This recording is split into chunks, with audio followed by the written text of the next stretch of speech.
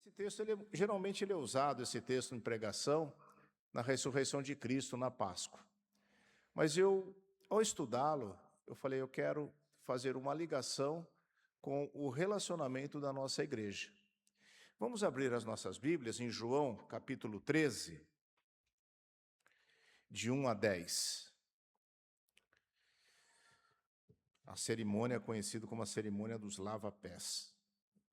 João 13, de 1 a 10. Eu queria que vocês acompanhassem na Bíblia a leitura que eu vou fazer e depois nós vamos orar. Assim diz a palavra do Senhor.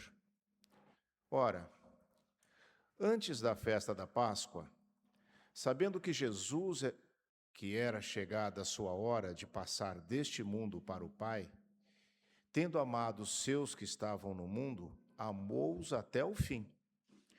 Durante a ceia, tendo já o diabo posto no coração de Judas Iscariotes, filho de Simão, que traísse a Jesus, sabendo que o Pai tudo confiara às suas mãos, e que ele viera de Deus e voltava para Deus, levantou-se da ceia, tirou a vestimenta de cima e, tomando uma toalha, cingiu-se com ela.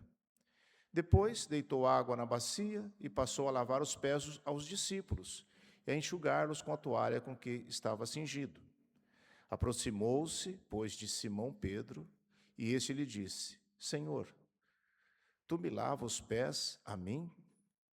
Respondeu-lhe Jesus: O que eu faço não o sabes agora, compreendê-lo-ás depois. Disse-lhe Pedro: Nunca me lavarás os pés. Respondeu-lhe Jesus: Se eu não te lavar, não tens parte comigo. Então Pedro lhe pediu: Senhor, não somente os pés, mas também as mãos e a cabeça. Declarou-lhe Jesus: Quem já se banhou não necessita de lavar senão os pés. Quanto ao mais, está todo limpo. Ora, vós estáis limpos, mas não todos. Limpos, mas de pés sujos. Vamos orar, fechar nossos olhos? Senhor, nosso Deus, nosso Pai. Que o Espírito Santo de Deus possa falar aos nossos corações nessa noite. Que nesse culto, Senhor, o Senhor venha transformar vidas, curar os enfermos. Que o Senhor nessa noite, Senhor, possa operar milagres no teu povo. Por isso, permita, Senhor, que aquele que estiver doente se cure. Que aquele que estiver desamparado se sinta parado pela tua palavra. Aquele que estiver angustiado possa encontrar bálsamo na palavra de Deus que será exposta nessa noite. Deus me use. Cantamos que o Senhor é santo, mas ensina-nos, Senhor, a buscar a santidade. E que o Espírito Santo de Deus nos fale aos nossos corações. É o que nós te pedimos em nome de Jesus. Amém. Meus irmãos, surge aqui a cerimônia conhecida como a cerimônia dos lava-pés. É tão inusitado, né, que alguns cristãos da Igreja Ortodoxa grega, por exemplo, eles têm 3 ordenanças: o batismo, a ceia e os lava-pés. Consideram ali algo muito sério. Uma ocasião em que Jesus vai lavar os pés dos discípulos. É tão inusitado, insólito, que Pedro reage. Mas o Senhor vai lavar os meus pés? Porque lavar os pés das pessoas naquela época era algo para o escravo. E desculpe aqui as mulheres, mas para as mulheres que lavavam os pés dos maridos. Chegavam de uma caminhada muito grande pela estrada empoeirada de terra. Chegavam em casa, tinha que lavar os pés. E Pedro então diz assim: mas Senhor, o Senhor vai lavar os meus pés? Aí Jesus diz a ele: não, se eu não lavar os meus pés, você não tem parte comigo. Aí Pedro, abusado, fala: então já me dá um banho logo, né? Já me lava a mão.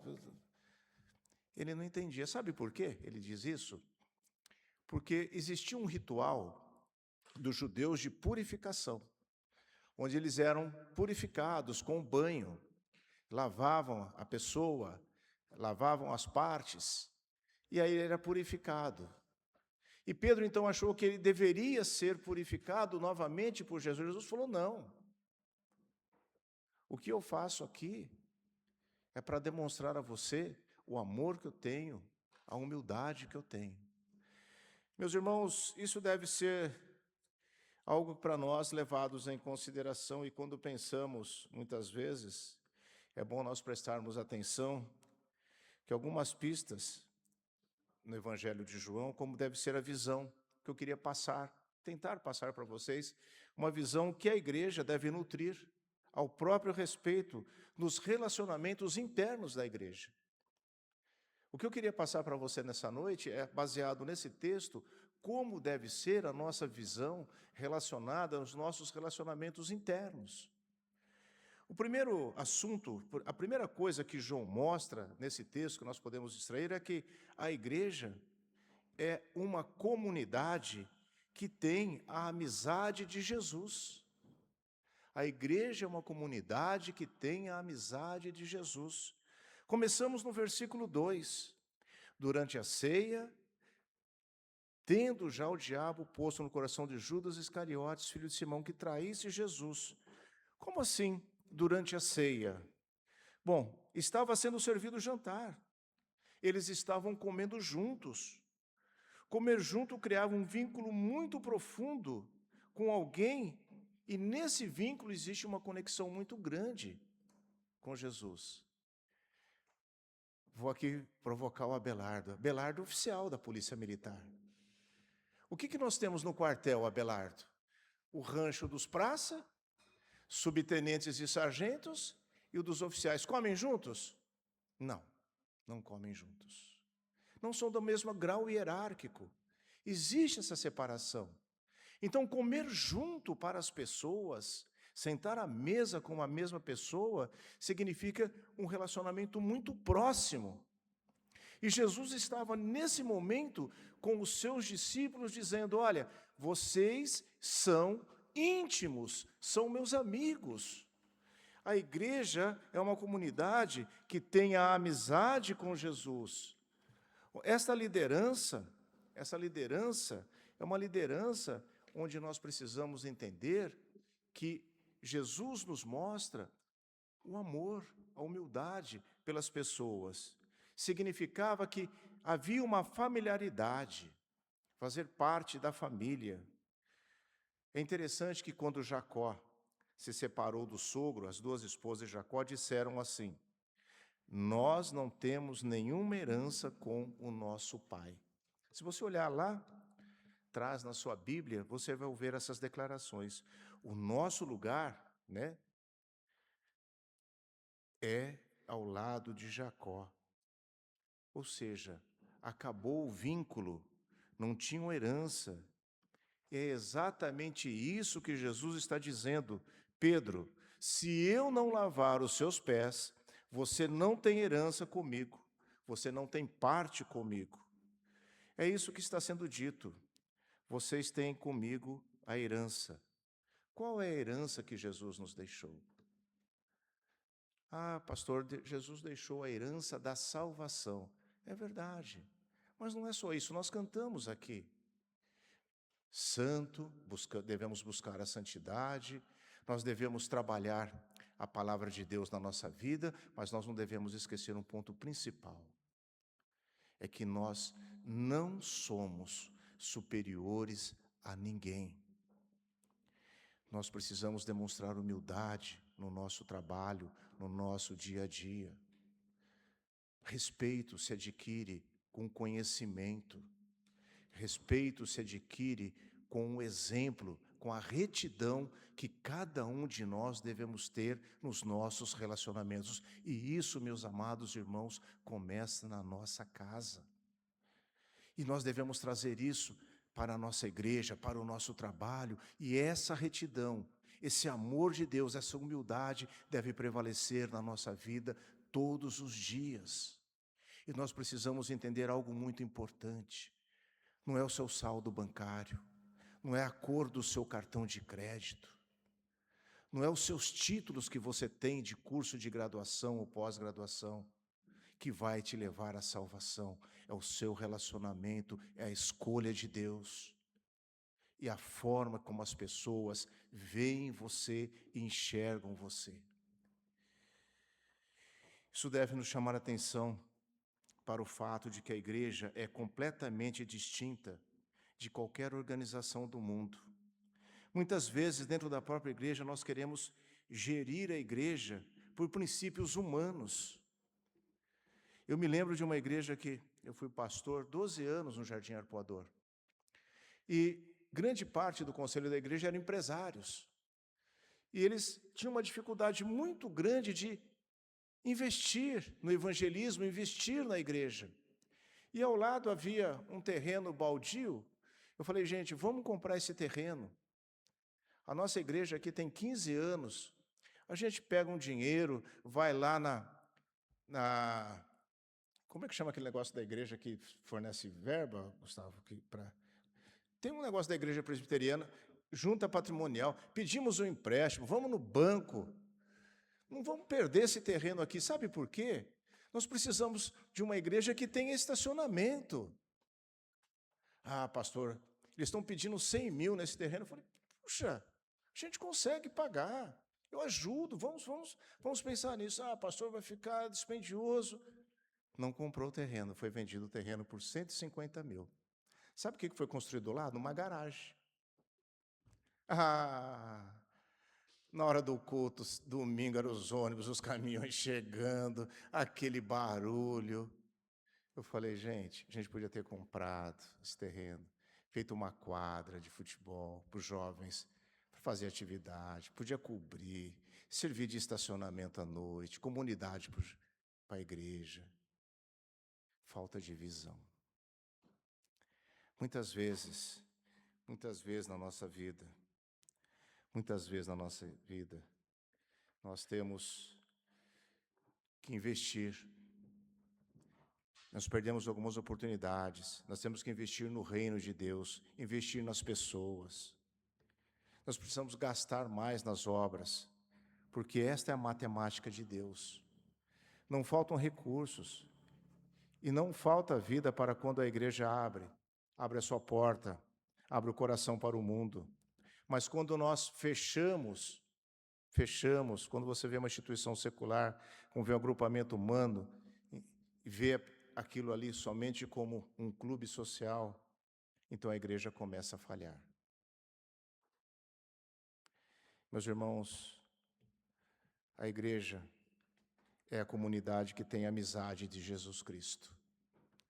A igreja é como uma comunidade ligada a Cristo, cuja paixão da igreja é Cristo, cujo fôlego interior da igreja é Jesus Cristo. E os olhos da nossa igreja, os nossos olhos têm que estar sempre voltados para Cristo. Nós queremos bênçãos na nossa vida, eu quero também, você também quer ser abençoado. Mas você é amigo de Deus? Você se encontra assim, falar assim, olha, eu posso sentar na mesa e chamar Jesus, ou Jesus vai me chamar para sentar nessa mesa com Ele, para ceiar com Ele?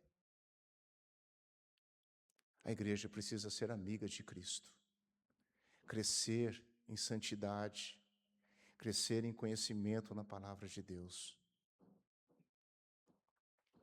Nós temos um segundo ponto, uma segunda questão a se identificar nesse episódio dos lava-pés. A igreja é uma comunidade que foi lavada por Jesus. Primeiro Pedro diz, Senhor, o Senhor não vai lavar os meus pés. Isso é um trabalho baixo, vulgar, de um escravo. Quando Jesus disse, eu não vou lavar os seus pés, não terá parte comigo, então a ficha de Pedro caiu. Só que caiu errada, como se fosse... Vocês não são do tempo das fichas de DDD. Evandro, você lembra disso? Tinha fichinha de DDD e de DDI. A de Pedro era de DDD, e o que Jesus está falando, a fichinha tinha que ser usada, era de DDI. Orelhão, né? Nossa.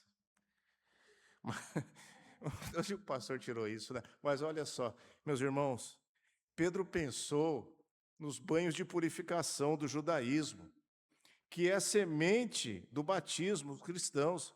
Esses banhos de purificação eram tomados pelos judeus para uma purificação contra a imundície espiritual. Um judeu puro que fosse ao mercado, se esbarrasse num gentio, ele chegava em casa, tinha que tomar um banho. Judeu, não, se tocasse em alguma pessoa morta, ficava 7 dias fora de casa. Tinha que se purificar.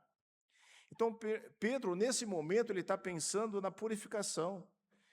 É para a parte do... Não, mas olha só. Vamos lá no capítulo 15, versículo 3. O que Jesus diz? Olha só. João 15, versículo 3. Vocês já estáis limpos pela palavra que vos tenho falado. Então, o que limpa o coração, meus irmãos, não são os ritos. É a palavra de Deus.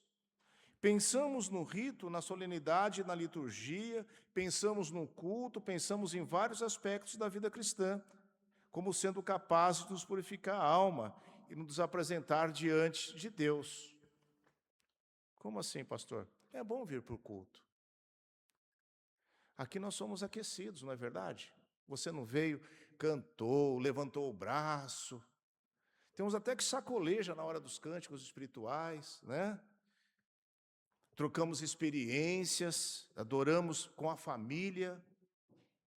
Somos enriquecidos pela experiência, pela palavra no culto. Mas é a palavra de Deus na nossa vida que vai nos limpar. A pessoa pode assistir muito culto e ter o coração fechado. A pessoa pode vir à igreja e não abrir o coração para receber a palavra de Deus. É Deus que dá o crescimento. Eu tinha um membro da igreja que eu pastoreei, ele foi o primeiro da sua família a se converter. Tornou-se até diácono. Evandro, uma pessoa que estava todo domingo na igreja, ele dizia que o diabo também ia muito na igreja. Ele falava isso. Falava, pastor, o diabo também vem muito na igreja. Eu falava, mas por quê? Ah, pastor, geralmente ele fica colocando algumas coisas na cabeça dos crentes, alguns vão começar a criar encrenca. Mas não é tão simples assim, meus irmãos. A frequência é o culto, é a palavra que purifica. Os ensinos de Jesus aqui, lavar a igreja, a palavra de Jesus aqui serve de orientação para a nossa salvação. É isso que está na mente dos discípulos. Esses banhos de purificação, mas nenhuma dessas coisas lava o pecado de alguém.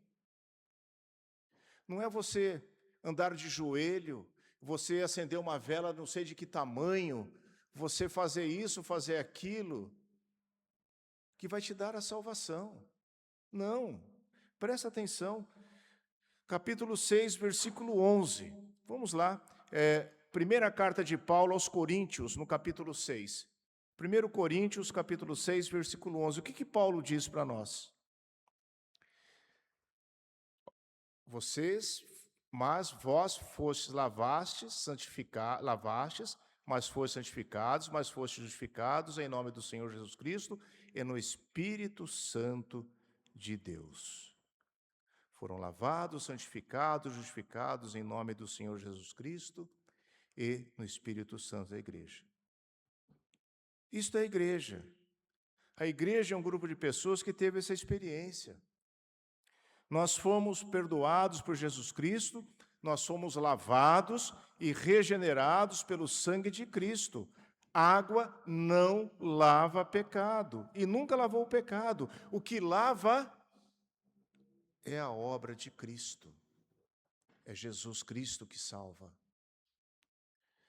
E Ele deixa uma palavra tão bonita para nós: ninguém vem ao Pai a não ser através de mim. Não adianta você fazer promessa, eu não vou comer chocolate, eu não vou fazer isso, se você não abrir o seu coração para Jesus Cristo. Uma pessoa pode ser muito religiosa. Presta atenção no que eu vou te falar agora. Uma pessoa pode ser muito religiosa, frequentadora de culto, filho, neto, bisneto de crente, Mas se ele não teve uma experiência pessoal com Jesus Cristo, se não conhece a Jesus Cristo como seu Senhor e como seu Salvador, é uma pessoa perdida.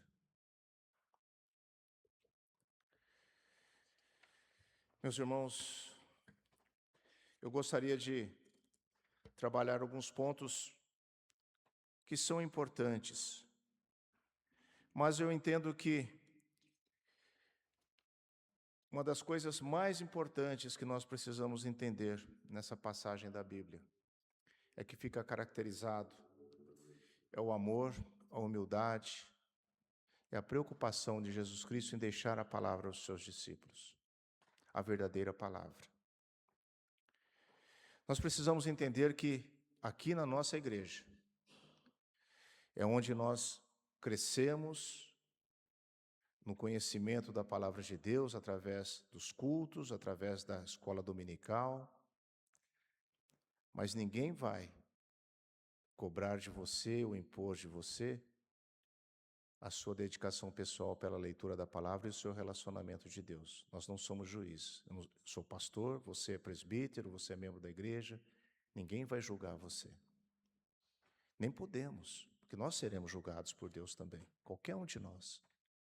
O que fica evidenciado no nosso relacionamento com Jesus Cristo é o amor que nós temos pela sua palavra e a salvação que nenhum de nós podemos obter, porque é a escolha de Cristo. Meus irmãos, eu gostaria de terminar a mensagem nessa noite fazendo uma observação muito importante e dizendo para você que nós devemos olhar para os nossos pés, ver se os nossos pés, eles não estão sujos. Porque o tema da sermão é pés sujos, né? Eu dei limpos, mas de pés sujos. Eu gostaria de que você olhasse para os seus pés e ver como é que está o seu pé. Está sujo? Sabe por quê? A sujeira impede a comunhão com Deus. Que nós possamos entender que nós devemos caminhar pelas estradas da nossa vida. Vamos sujar os nossos pés, mas diante de Deus, nós devemos nos apresentar com os pés limpos, e que não aconteça conosco, como o título da mensagem dessa noite, mas de pés sujos, pés limpos, mas nós precisamos mostrar nos nossos relacionamentos aqui dentro da nossa igreja, a humildade que vem de Deus, o amor para os irmãos e a servidão, que é o último ponto. Servir ao Senhor com alegria. Servir ao irmão com alegria. Saber que todos nós temos uma dificuldade nos nossos relacionamentos. Todos nós temos dificuldades em algumas áreas da nossa vida. Ninguém é perfeito, mas nós precisamos aprender a conviver com esses irmãos, precisamos aprender a nos corrigir e saber que a cada momento da nossa vida, Jesus estará atento, pronto a atender os nossos pedidos, desde que nós tenhamos os pés limpos. Queremos estar com os pés limpos. Às vezes acontece de nós sujarmos o pé, o pecado. Essa sujeira é o pecado. Mas Deus está sempre pronto a nos perdoar. Eu gosto muito daquela passagem da Bíblia, quando está a mulher adúltera que querem apedrejá-la. Todo mundo fala, né? Gosta da primeira parte, mas eu gosto da segunda parte. Quem não tem pecado, que atire a primeira pedra. Mas o que mais importante é o que ele fala para a mulher. Vá e não peque jamais. A cada dia na nossa vida nós temos uma oportunidade de servir ao Senhor. Que sejamos humildes, que demonstremos amor ao próximo e que, acima de tudo, possamos aqui na nossa igreja desenvolver a santidade, buscar a santidade a cada dia. Isso é um relacionamento pessoal, seu com Deus, que a salvação é individual. Ninguém vai para o céu de carona. Você pode orar pelo irmão, mas a salvação é individual. Que Deus nos abençoe, nos guarde e nos dirige nessa semana. Vamos fechar nossos olhos, baixar nossas frontes. Senhor, nós nos colocamos diante de Ti. O Senhor conhece todas as nossas imperfeições. Conhece tudo aquilo que não agrada ao Senhor. Aquilo que suja os nossos pés. Por isso, Senhor, permita que possamos sentar na mesa com o Senhor. Ser escolhido por Ti conforme a Tua vontade. Que possamos demonstrar humildade, a mesma que Jesus demonstrou no seu ministério. Que possamos buscar o amor e apresentar aos irmãos a nossa igreja.